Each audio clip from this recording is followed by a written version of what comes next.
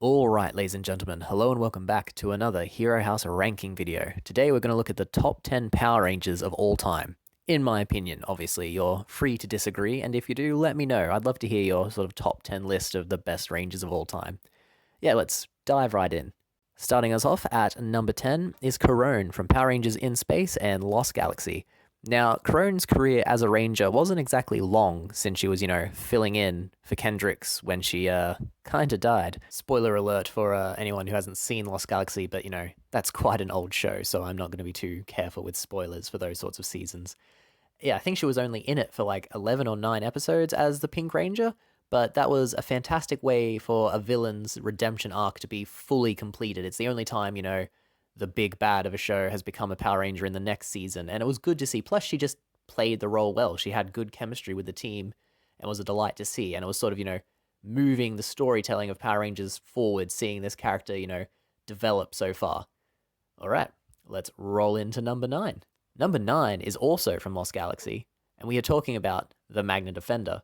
Now, probably the first Magna Defender, because there were two people who wore the mantle in that series. You had Magna Defender and then Mike, who sort of inherited his powers because Magna Defender, possessed his body. It was a very interesting storyline, and he has one of the darkest backstories, especially at that stage in Power Rangers. They weren't doing characters with super dark backstories, but we saw Magna Defender's kid get murdered, like, on screen several times. They kept showing that flashback. They were clearly very proud of the footage.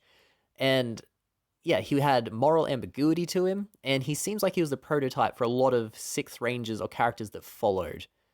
He sadly dies, like, quite early on, so you don't get as much development, and then they don't do too much with Mike, which is a shame, but he also had a really cool, unique design, which is one of the reasons why I'm always ranking his Lightning figure, Lightning Collection figure, sorry, so high up.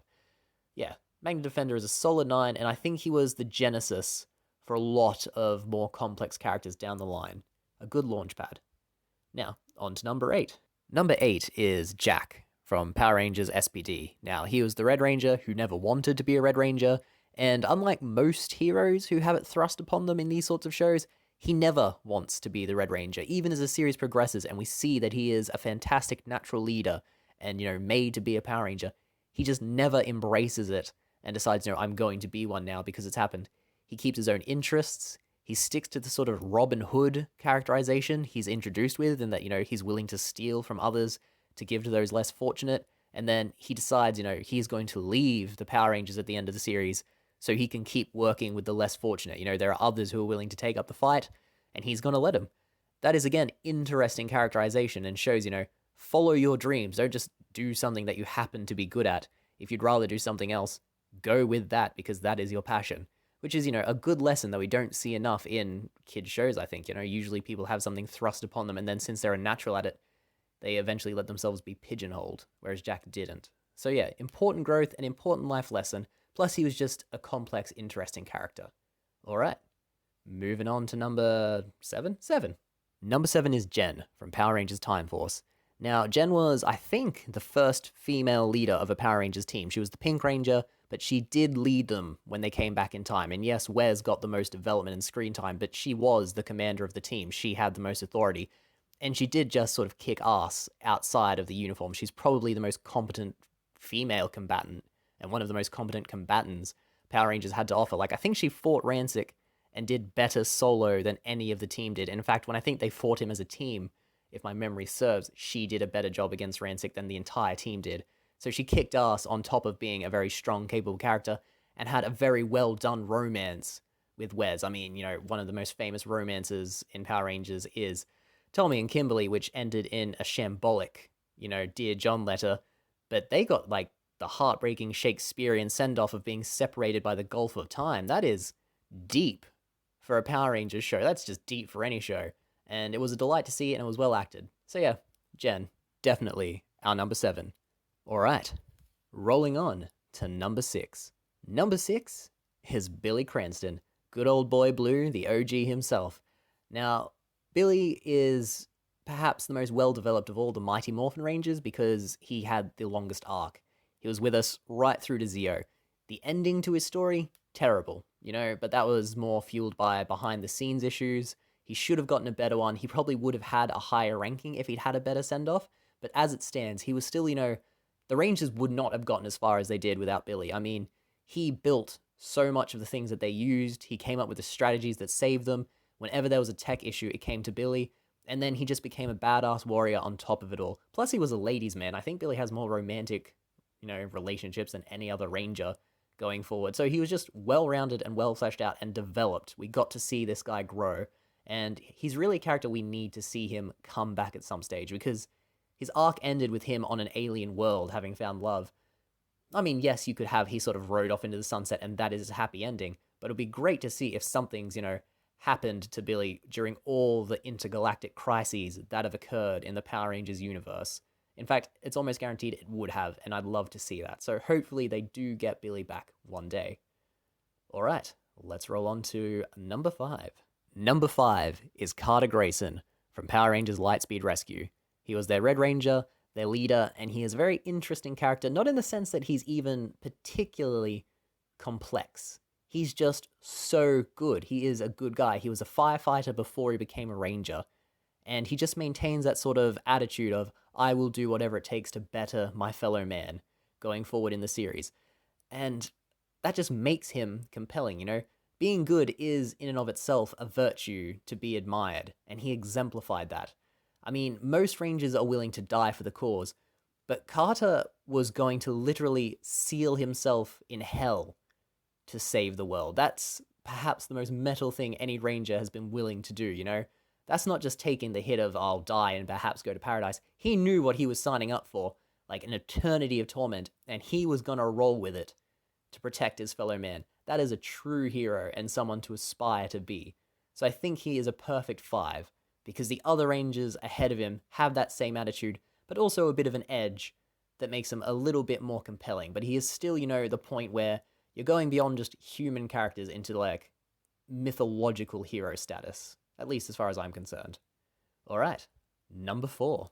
Number 4 is Eric Myers. Now, if Power Rangers have a Vegeta, he's it. I mean, he starts out so antagonistic towards the Rangers. He's got such a big chip on his shoulder, but over the course of the series, we see him develop.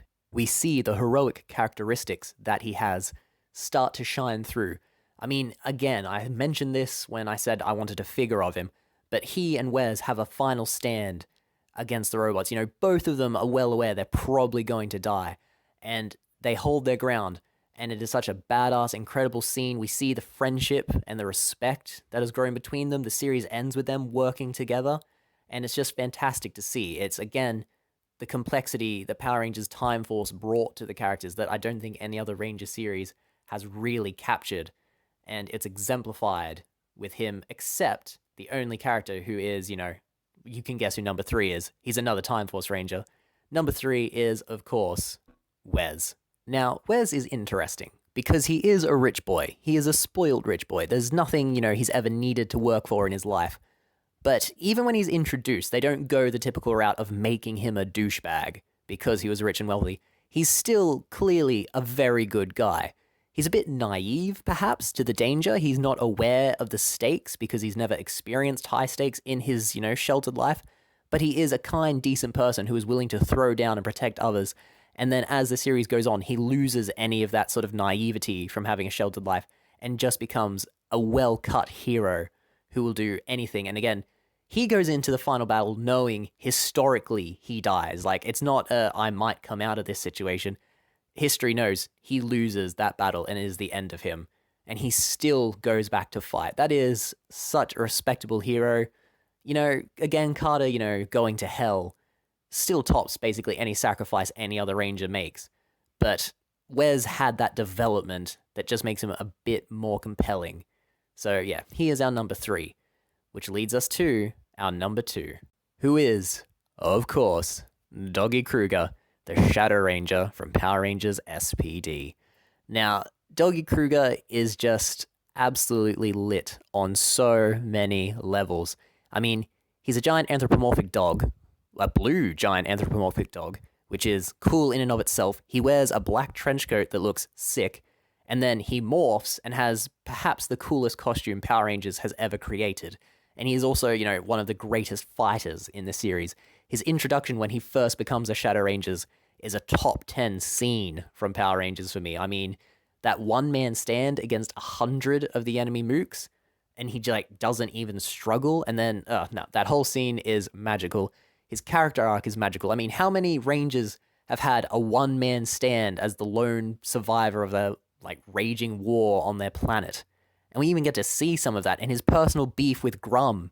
That's what the final battle of the show is. It's a one-on-one duel between these guys. It's not a big Ranger team up. It is those two settling a personal score, and it is glorious to see. And plus, that time they had a fight when they were both on, like, you know, those four-wheelers. He's ridiculous. He's just ridiculous, but he's played so straight as the ultimate badass that he becomes the ultimate badass, and the ridiculousness heightens what a badass he is. And then, you know, he's part of this intergalactic agency. We know he ends up getting promoted to being the head of it. There's just so much to that character. He's so rich. I'd love to see him explored more, like in the comics that we have coming out, because there's such a wealth of lore behind him that is so engaging. Now, I've gushed about this guy, so I kind of feel strange that he's not number one, but you all know who my number one is going to be if you've ever watched a video about Power Rangers on this channel before. There was no doubt who was going to be number one. It's Jason. Of course, it is going to be Jason. The Red Ranger. The absolute pinnacle of a Red Rangery, and just Power Rangers in general. He's the guy who coined back to action. You know, no one has ever been able to match his It's Morphin Time, because he has the voice of a god. I mean, if someone's going to command you to go into battle to save mankind, you're going to want him to sound like Jason does, because holy crap. And then, on top of everything, he has the wins over Saint Tommy that so many people love. You know, it's okay to like Tommy. I can see why people do. It just sucks that, you know, you can't really mention Jason without having to mention that rivalry. But again, that's part of the series itself. Their battle, their conflict, was when Power Rangers started to really, you know, heighten the stakes. At least in the first, you know, season, when it wasn't too complex. It was, you know, Monster of the Week, they stop it. Monster of the Week, they stop it. And then that battle happened. We had a sixth Ranger. We had the whole arc of Tommy losing his powers and seeing Jason cope with that. And seeing Jason cope, again, exemplified why he was the ultimate leader for the Rangers. I mean, the quote when they're going up against the Green Ranger and everyone else has lost hope. Who is it who speaks up and, you know, makes them rally? It's Jason. And what he says are like words to live by. And then when Zordon first talks to the Rangers, he is the one who's like, hey, we should do this, while the others are hesitant and going to back out. Like, the dude was always up for saving the world, and he did it so well. And when he comes back as the Gold Ranger in Zeo, he's still, you know, completely understanding. He says to Tommy, I'm not going to try and undermine your leadership in any way. He, you know, soothes Rocky's ego. God knows why Rocky has an ego. But, you know, Jason says to him, I'm not trying to replace you or, you know, take back what was mine. You are the Blue Ranger. You have been with his team. I am just here to help. He's always an understanding, good leader and just a good follower as well. You know, he is just a perfect team player. So, and when he's solo, he's like the most effective of all the Rangers. So he was just versatile. He started it all. And it's just Jason. He is, without a doubt in my mind, the best Ranger of all time. I'll admit some of it is probably childhood nostalgia, but I still haven't seen him, you know, be dethroned just in terms of this is what a hero should be. Yeah, so that's it, guys. My top 10 list of the best Power Rangers of all time.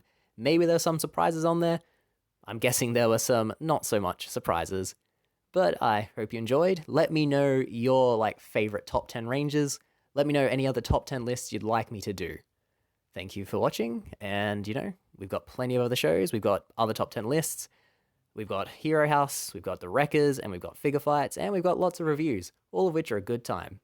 Please don't forget to like and subscribe, and hopefully I'll see you again. Bye!